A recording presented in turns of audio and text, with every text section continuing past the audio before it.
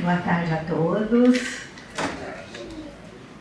Bom que vieram as pessoas do outro lado, a sala repleta, maravilhoso. Sejam todos bem-vindos, acariciados, envolvidos pela espiritualidade, que desde cedo já estava aqui, né, preparando tudo para nos receber. E hoje, então, nós temos nosso tema, é o número 84 do Palavras de Vida Eterna, Divinos Dons. Alguém chegando aqui pela primeira vez? Todos já veteranos, né? Bem? Então, que ótimo, que ótimo. Mais especialmente bem-vindo, viu? Então, esse livro são mensagens psicografadas por Chico Xavier, inspiradas por Emmanuel, seu espírito, seu mentor, né? A gente fala muito de Emmanuel aqui e às vezes tem pessoas que, quem é esse Emmanuel, né? Então, Emmanuel era um dos mentores do Chico, né? Depois tem outros, bom, mas aí é outra história, né? Então, nossa lição de hoje é número 84 e eles deram o título Divinos Dons. E ele se refere a um trecho de uma carta de Paulo, a maioria desse livro são cartas de Paulo, né?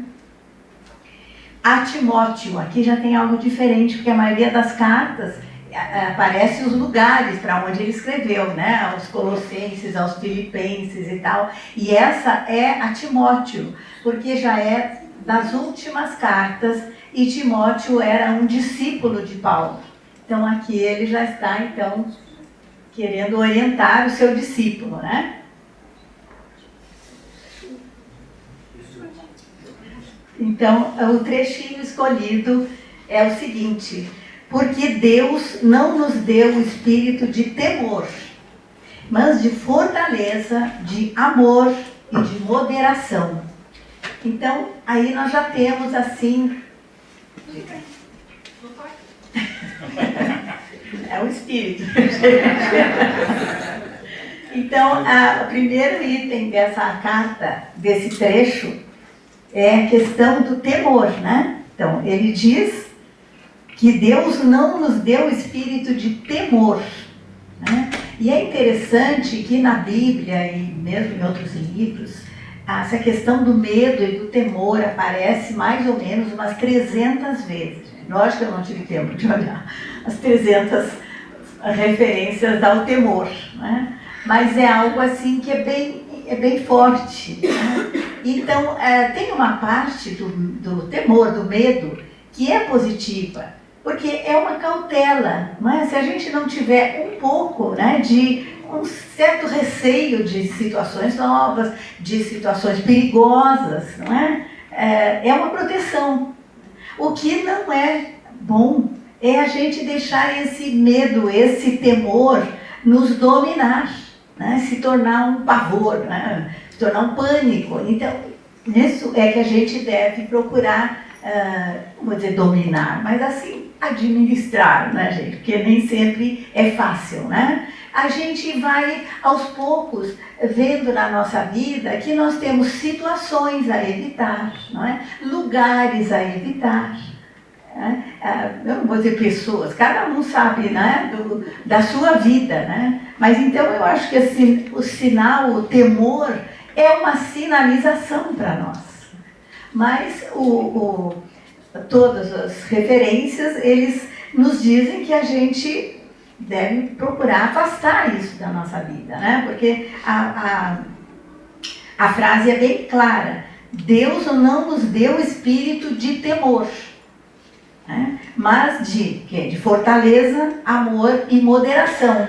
E esse temor a gente pode lembrar da parábola dos talentos, né? Porque o título da lição são os divinos dons, né? Dons, talentos, qualidades, etc., né? E na parábola dos talentos, né? Só para a gente relembrar um pouquinho, né? Aquele primeiro servo recebeu 5 talentos, foi lá e duplicou. O segundo servo recebeu 3 talentos, foi lá e duplicou. E o terceiro servo, que recebeu 1 talento e que ele ficou o quê? Com medo. Não é? O que ele fez? Ele enterrou o talento. Eu sei que muitas pessoas, quando a gente fala isso, ficam com pena desse servo que só tinha um talento, mas é que essa distribuição foi feita de acordo com a capacidade e o merecimento de cada um. Não é? Esse senhor que distribuiu os talentos, ele conhecia esses servos. Então, para aquele, ele deu de acordo com a sua capacidade. Mas ele não fez nada, porque ele ficou com medo. Não é? Então, aí eu acho que é um bom exemplo da gente ver como o medo, não é? Ele nos paralisa e nos faz nós enterrarmos muitas coisas da nossa vida. Não vou fazer porque eu tenho medo, não vou dizer porque eu tenho medo. Não é? Então, é um recado assim, para a gente ver que o medo tem uma parte positiva, mas dali para diante já nós temos que procurar administrar melhor esse medo, né? Porque, segundo a frase, Deus nos deu um espírito de fortaleza, né? Quer dizer, de força, de conseguir, eu vou conseguir superar, não é que, eu vou conseguir, isso não corre, não consigo, né? Não consigo é uma frase péssima, né, gente? Eu vou tentar também, né, gente? Que tentar já parece assim, né? Tá fugindo. Eu vou fazer, né? Vou fazer. Se não der certo, ok, mas a gente, vamos lá, né? Vamos lá. Então, essa fortaleza também, nós podemos pensar como fé, não é? É uma coisa forte, eu vou conseguir vencer os obstáculos da minha vida, não é? Tem um trecho que eu li que é interessante, diz assim, as pedras que eu encontrar, eu faço degraus para subir, não é? Porque de pedras a gente sabe na vida, tá? A gente pode fazer várias coisas, né? Eu achei essa passagem interessante, a gente faz uns degraus aí, né? E aí a outra parte, então, espírito de fortaleza, de amor. Porque o amor, né, Paulo também já nos disse isso, o amor cobre a multidão dos pecados, né? Quer dizer, o amor cobre todo o mal que esteja por aí, não é? Então, se nós queremos ficar fortes para afastar esse temor, vamos usar o bem, porque a gente fala assim, amor e tal, mas não é, o sentido é muito mais amplo, né? É a prática do bem, é um espírito fraterno, é algo que a gente aqui faz bastante, né? Então, é através desse amor que nós vamos nos fortalecer. Né? Esse amor vamos sedimentando boas ações, boas atitudes, boas palavras, não é? As nossas palavras são muito importantes também, né? Muito fortes e bem importantes na nossa vida. Como a gente falou, vou tentar, não.